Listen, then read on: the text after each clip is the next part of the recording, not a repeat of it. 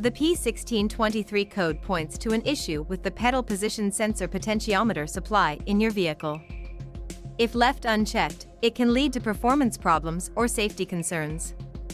Let's walk through how to diagnose and fix this issue step by step.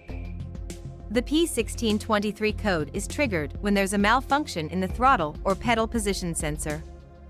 It measures the position of your accelerator pedal and sends this data to the engine control unit, ECU.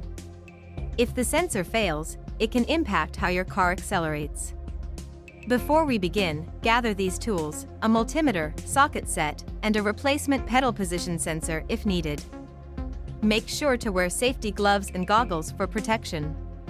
Start by locating the pedal position sensor, usually near the gas pedal.